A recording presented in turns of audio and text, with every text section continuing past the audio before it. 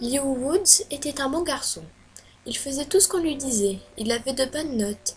Il essayait toujours d'éloigner son frère des ennuis et avait pour passion l'art et la poterie.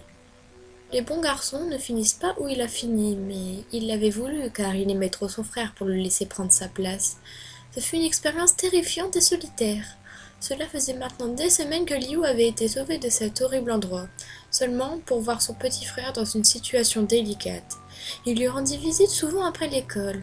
Jeff ne pouvait pas parler, mais Liu tentait de le divertir. Il lui parlait de tout et de rien, comme de son repas du midi, du fait qu'il n'avait toujours pas beaucoup d'amis, de celui qui continuait de l'insulter, ou du fait qu'il avait économisé pour acheter un nouveau jeu à Jeff. En cours, Liu ne pensait qu'à son frère, cloué dans un lit d'hôpital. Jeff avait un bon compagnon de chambre, mais Liu savait qu'il se sentait aussi seul que lui. Piégé dans ce semblant de prison, le temps passa tout de même vite et le médecin laissa Jeff repartir. Liu devenait de plus en plus nerveux au fur et à mesure où les bandages furent enlevés. Il devait se rappeler que quel que soit le nouveau visage de son frère, il sera toujours ce garçon avec qui il se chamaillait, avec qui il jouait aux jeux vidéo, qui le traitait comme un modèle. Le tissu fut ôté. Le cri de sa mère révéla à Liu que ce qui était réel. Il sentit son estomac se tordre mais dit à son frère: ce n'est pas si grave. La première fois qu'il lui mentait. La réponse de Jeff et son rire dressèrent les cheveux de l'adolescent. Cette nuit-là, Liu eut du mal à s'endormir. Il pensait qu'il s'habituerait au nouveau visage de Jeff. Ça restait son frère après tout. Il se fit réveiller par un bruit sourd. Il sentait que quelque chose n'allait pas, mais il n'en fit rien et tenta de se rendormir, sans succès. Il rouvrit les yeux. Une main lui couvrit brusquement la bouche. Il se débattit, mais Liu fut repoussé contre son lit, maintenu par son assaillant. Un liquide s'écrasait sur son front et il réalisa deux choses. La personne au-dessus de lui était Jeff et du sang s'écoulait des entailles déchirant ses joues. Le couteau de cuisine reflétait la lueur pâle de la lune venant de la fenêtre. Liu tenta de crier à travers la main. Chut, recoula doucement son cadet, comme le faisait une mère à son nouveau-né. Va te coucher. La douleur d'un couteau s'enfonçant dans la poitrine était douloureuse. L'entaille dans son abdomen fut le pire supplice que le garçon ait ressenti. Même la fois où Liu s'était lui-même ouvert n'était rien comparé à cette souffrance brûlante, acérée. La lame glissa le long de son ventre, accroissant la torture et le sang tachant ses draps. Jeff sembla ne plus vouloir de son mutisme. Déplaçant sa main vers l'abdomen de Liu, l'aîné criait toujours comme un damné, quand le fou fourra sa main dans l'incision et se saisit de quelque chose. « Mes organes !» pensa Liu horrifié alors que le monde se troubla et devint noir. Il ne sut pas s'il avait entendu ou non Jeff lui dire « Bonne nuit, grand frère !» avant de s'évanouir. Les yeux de Liu papillonnèrent, ses pensées étaient trop éparpillées pour être cohérentes. « Mon Dieu, il s'est réveillé !»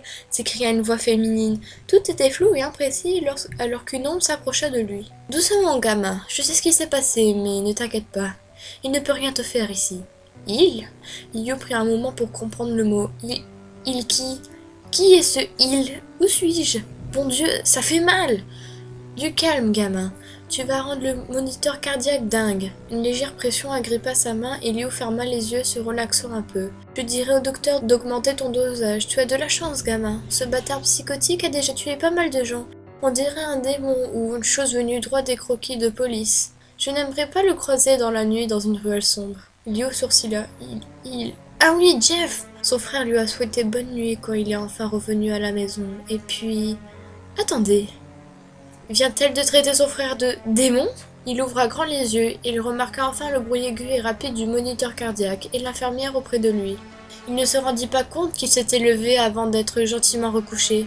Les yeux de Liu traînèrent sur les ustensiles près de lui. « Tu l'as » insista une voix. « Wow, tu en as de l'énergie, s'il te plaît, calme-toi, ou je devrais... » commença-t-elle avant que Liu se saisisse des ciseaux et lui enfonça dans l'œil. « Tais-toi » cria-t-il. « Tais-toi, tais-toi » Sa voix s'apaisa alors qu'il retira les lames, la poignardant au rythme de ses cris. Encore et encore, une quatrième fois, il perdit le compte alors qu'elle était tombée au sol. Ses yeux vertueux le toisaient, totalement vides, et ses mains étaient recouvertes de sang, morte. « Sors de là !» Liu n'y réfléchit pas à deux fois. Il se leva et tituba jusqu'à une chaise où des vêtements avaient été posés. Il y avait une petite carte où était inscrit « Prompt rétablissement, Billy ». Il la jeta et s'habilla rapidement, sifflant de douleur alors qu'il se pliait vers ses blessures. Un regard dans le miroir révéla que son corps était recouvert de points de suture. Celles-là sont nouvelles, pensa-t-il quand il passa sa tête dans l'encolure de son t-shirt et revint vers le corps. Que tu peux être ennuyeuse, et mon frère n'est ni un bâtard ni un démon. Il ignora cette voix quand il cacha le corps sous le lit et utilisa le papier toilette dans la salle de bain juste à côté de la chambre pour faire disparaître le sang comme il le pouvait. Heureusement, ça lui faisait gagner du temps. Il quitta la pièce et se dirigea lentement vers la sortie. De temps à autre, son estomac se tordait de douleur, mais Liu savait qu'il ne pouvait pas revenir en arrière. Jeffrey Wood était un meurtrier. Liu Woods l'était également.